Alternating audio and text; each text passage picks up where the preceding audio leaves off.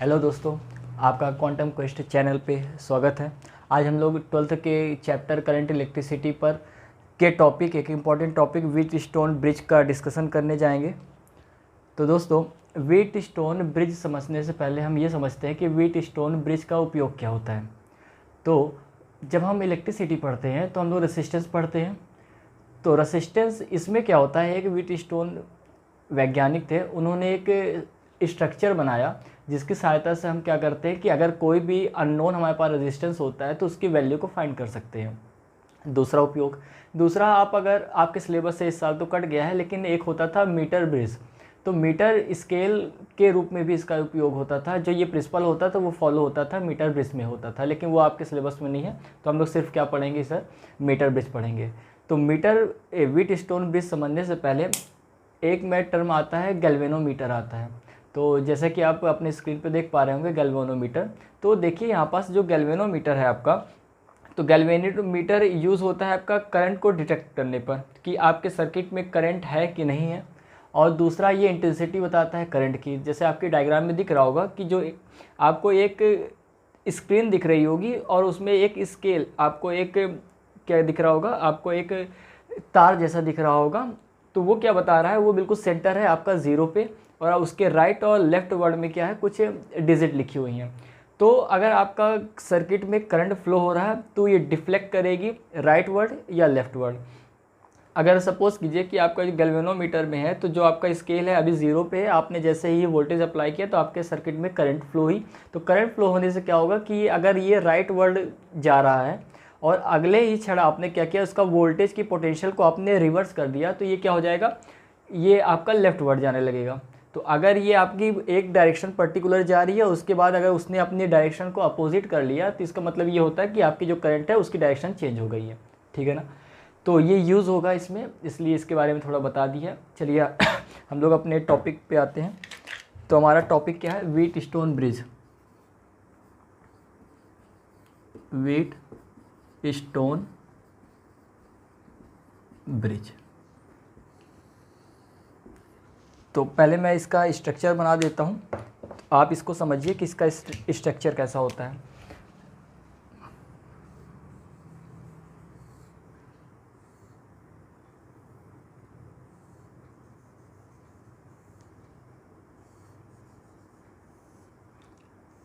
इसमें 4 रेसिस्टेंस होते हैं, वो एक रेक्टेंगल के फॉर्म में लगे हुए होते हैं, और इन दोनों के बीच में एक क्या लगा होता है, गैल्वेनोमीटर लगा होता है। इसके बाद इनके दो सिरों पर, दो इनके साइड्स पे हम क्या लगा देते हैं, एक वोल्टेज अप्लाई कर देते हैं। और चलिए यहाँ हम एक की भी मान लेते हैं।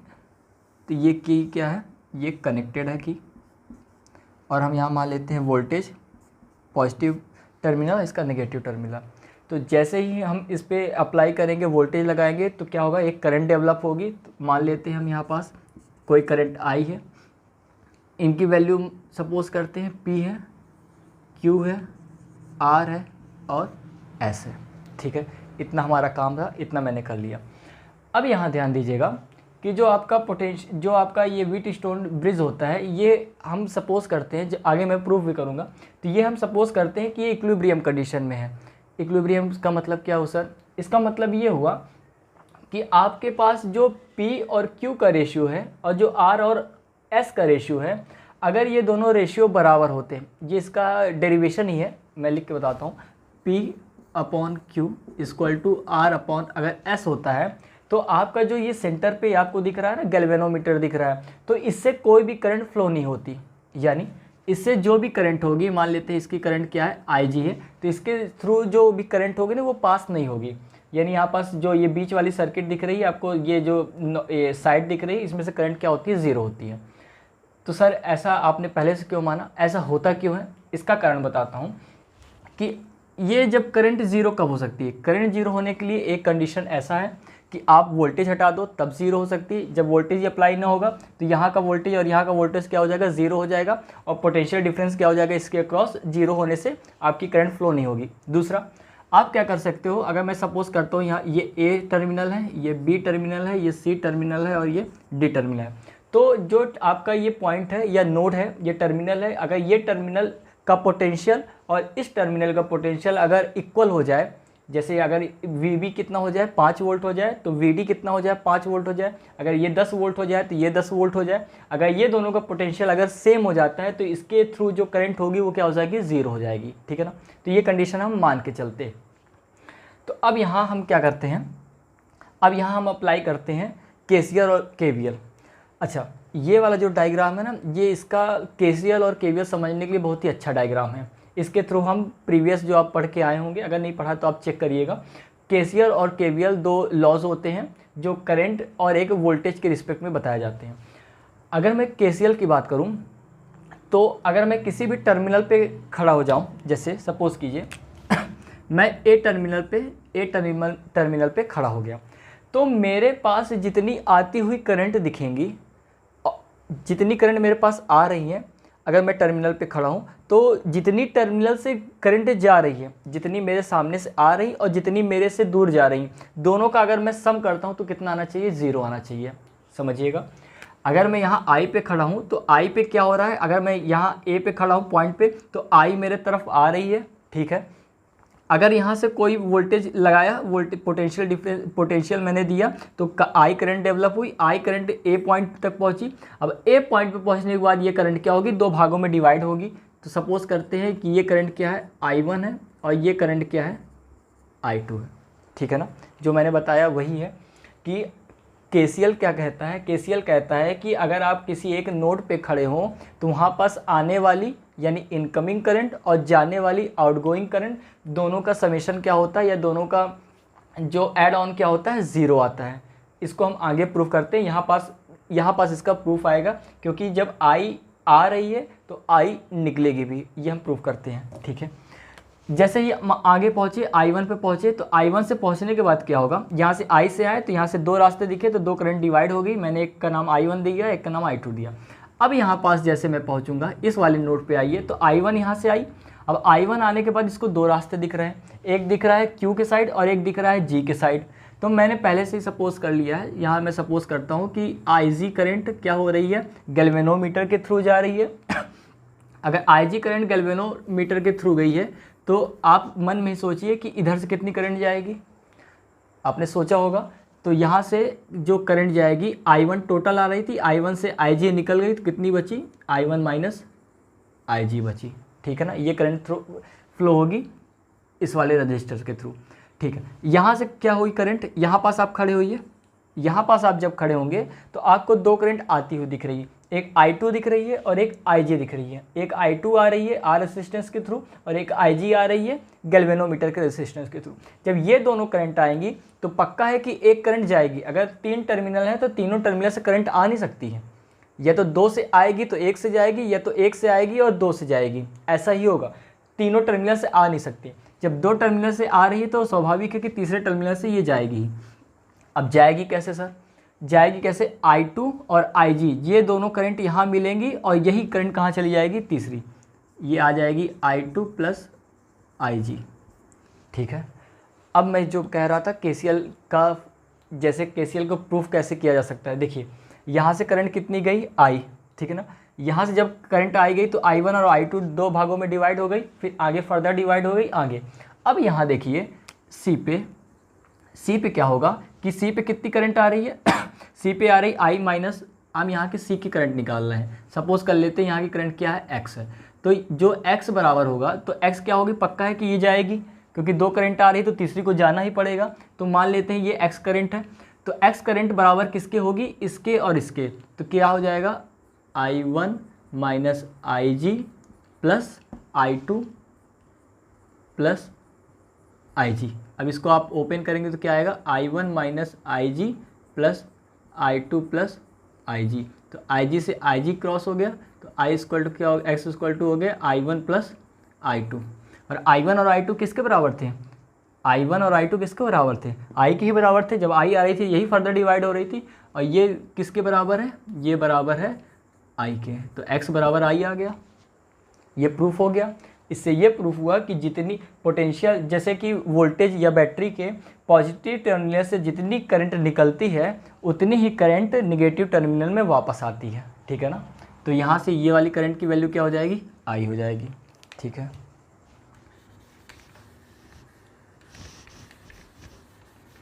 ये यहाँ तक प्रूफ हो गया, ठीक है। अब सपोज़ कीजिए कि मैं यहाँ पास मान लेता हूँ कि ये वाला जो पूरा स्ट्रक्चर है ये इक्विलिब्रियम कंडीशन में है। इक्विलिब्रियम कंडीशन का मतलब क्या है कि जो Ig होगी ये क्या हो जाएगी, ये हो जाएगी 0। क्यों हो जाएगी, क्योंकि Vb और Vd क्या है बराबर। मैं यहाँ लिख देता हूँ, if Vb equal to Vd then Ig equal to 0, ठीक है ना। आपने इतना नोट डाउन कर लिया होगा। अब हम यहाँ पास लिखेंगे इक्वेशन लिखने के लिए सबसे इम्पॉर्टेंट है हमारे पास कि हम क्या लेंगे, लूप लेंगे। पहला लूप लेते हैं हम ये वाला, ए बी डी ए, इसको अभी इरेज कर देते हैं पोटेंशियल को, A B D A. Second loop हम क्या लेंगे, बी सी डी बी, ये वाला लूप आएगा, ये लूप आएगा, ठीक है। आई होप कि आपने इसको नोट कर लिया होगा। आप इसको नोट कर लीजिए, फिर इरेज करके मैं इसको छोटा सा डायग्राम बनाऊंगा और फिर यहाँ हम लोग इक्वेशन लिखेंगे, ठीक है।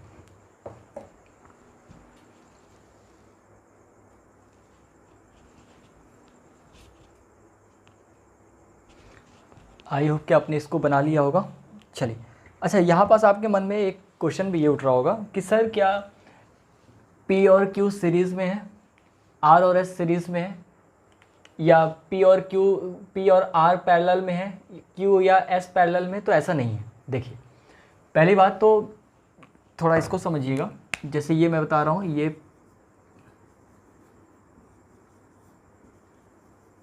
देखिए, अगर ये ऐसा टर्मिनल होता तो आपका ये P Q R S ये क्या होता, ये आपका सीरीज़ में होता और ये दोनों सीरीज़ में होते और फिर ये कैसे हो जाते हैं, पैरेलल में हो जाते हैं। लेकिन जब ये आप एक बीच में ब्रांच खींच देते हो तो क्या होता है कि ये सीरीज़ में नहीं रह जाते। क्यों नहीं रह जाते, क्योंकि ये बीच में देखिए इसका नोड अलग हो रहा है, ठीक है। ये दोनों पैरेलल में नहीं होते, क्यों, क्योंकि इनका एक सिरा तो जुड़ा हुआ है लेकिन दूसरा सिरा क्या है, दूसरे सिरे के बीच एक ब्रांच है, तो ये पैरेलल में रह जाते हैं। ये दोनों भी सीरीज में नहीं है क्योंकि इनके बीच में भी एक ब्रांच है, और ये दोनों भी सीरीज में नहीं है क्योंकि इनके बीच भी एक ब्रांच है। तो ये तो ना तो पैरेलल में है ना तो ये सीरीज में है, ठीक है ना। ठीक है, आई होप कि क्लियर हुआ होगा। अच्छा हाँ, जब इसका न्यूमेरिकल करने को मिलेगा तो क्या होगा, जब ये वाला जो कंडीशन आएगी आप देखेंगे कि जब ये वाले से 0 होता है, जब Ig 0 होता है तो आप इस टर्मिनल को हटा भी सकते हैं। जब आप इस टर्मिनल को हटा देते हैं तब आपका ये दोनों सीरीज में हो जाता है, ये दोनों पैरेलल में हो जाता है, तब आप इक्विवेलेंट इसका रेजिस्टेंस निकाल सकते हैं, ठीक है ना। न्यूमेरिकल करवाऊंगा तो फिर इस तरह के क्वेश्चन डिस्कस करेंगे। अभी यहाँ हम करते हैं, इसका लूप बनाते हैं। तो पहला लूप लेते हैं ये वाला और फिर दूसरा लूप लेते हैं ये वाला। तो अप्लाइंग KVL, देखिए जब हम करंट का डिस्कशन कर रहे थे, करंट को डिवाइड कर रहे थे तो हमने KCL की बात की थी। अब जब हम इक्वेशन लिख रहे हैं तो हम KVL की बात कर रहे हैं। तो KVL क्या होता है, समय जो ड्रॉप आउट होता है, जो इसका वोल्टेज ड्रॉप होता है वो उसका समेशन क्या होता है, 0 होता है, ठीक है ना। आप पढ़िएगा इसके बारे में। On applying KVL in loop ABDA। अच्छा, अब हम ए से चलना चालू करते हैं। तो आपको एक साइन कन्वेंशन भी याद रखना होता है, तो अगर आप फॉलो करेंगे हमें तो मैं बता सकता हूँ, या आप अपने हिसाब से भी कर सकते हैं, लेकिन जो लीजिएगा एक ही लीजिएगा। अगर आप करंट की डायरेक्शन में चल रहे हैं तो जो पोटेंशियल ड्रॉप आएगा उसको आप पॉजिटिव लेते चलिए, और करंट के आप जब अपोजिट डायरेक्शन में चलेंगे तो जो आपका पोटेंशियल ड्रॉप होगा उसको आप अपोजिट लीजिए। तो जैसे मैं ये करंट के डायरेक्शन में चल रहा हूँ, I1 मेरी फ्लो इधर हो रही है और मैं चल भी इस डायरेक्शन में रहा हूँ, तो इसका जो पोटेंशियल ड्रॉप होगा वो मैं पॉजिटिव लूँगा। तो क्या पोटेंशियल ड्रॉप आएगा, पोटेंशियल ड्रॉप होता है V इक्वल टू होता है IR, यानी जो करंट फ्लो हो रही है, जो रेजिस्टेंस लगा हुआ है उसमें कितनी करंट फ्लो हो रही है, उन दोनों का प्रोडक्ट क्या कहलाता है, पोटेंशियल ड्रॉप कहलाता है, ठीक है। तो अगर मैं इसका लिखूँगा तो क्या आ जाएगा, I1 इंटू P, फिर मैं चल रहा हूँ तो Ig इंटू जी आ जाएगा। सपोज करते हैं सेम डायरेक्शन है तो Ig इंटू जी, ये पोटेंशियल, ये क्या है, इसका रेजिस्टेंस है गैल्वेनोमीटर का, फिर जब मैं चल रहा हूँ तो ये डायरेक्शन देखिए, मैं इधर से चलता हुआ इधर जब पहुँचा तो जो I2 की डायरेक्शन है और मेरी डायरेक्शन है वो दोनों क्या है, अपोजिट डायरेक्शन। I2 इधर से आ रहा है और IG इधर से आ रहा है, ठीक है। जब मैं चल रहा हूँ इधर से चल रहा हूँ तो मैं इधर से आ रहा हूँ और I2 इधर से आ रहा है, तो दोनों अपोजिट डायरेक्शन में। तो अब मैं क्या लूँगा, यहाँ का पोटेंशियल ड्रॉप माइनस में लूँगा, तो ये आ जाएगा माइनस I2 इंटू R, और इन सभी का समीशन क्या हो जाएगा, 0। तो ये जो आएगा, अब यहाँ मैं मान लेता हूँ कि यहाँ पास क्या है, चलिए इसको आगे में मान लेते हैं, इसको आगे मैं फर्स्ट इक्वेशन देता हूँ। दूसरा, applying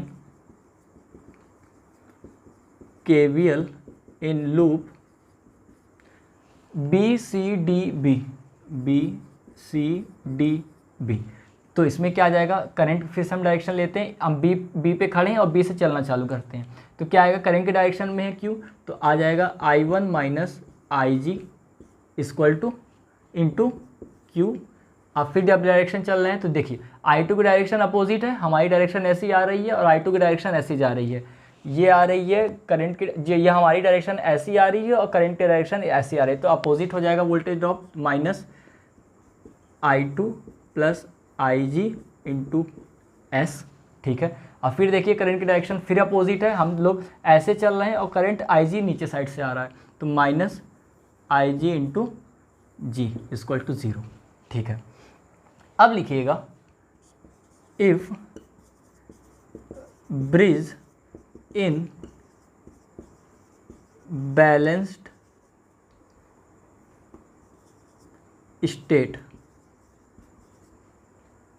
that is VB equal to VD, then IG is equal to 0। IG 0 हो जाएगा। अगर IG 0 हो जाएगा तो ये हम एक इक्वेशन नंबर 1 और इक्वेशन नंबर 2 पे रखेंगे, तो डायरेक्ट मैं रखता हूँ, तो आप देखिएगा, then so from equation first and second, तो क्या आ जाएगा, I1 P, ये वाला टर्म पूरा 0 हो जाएगा, फिर बचेगा minus I2 R equal to 0, या मैं इसको ऐसा लिख सकता हूँ, I1 P equal to I2 R।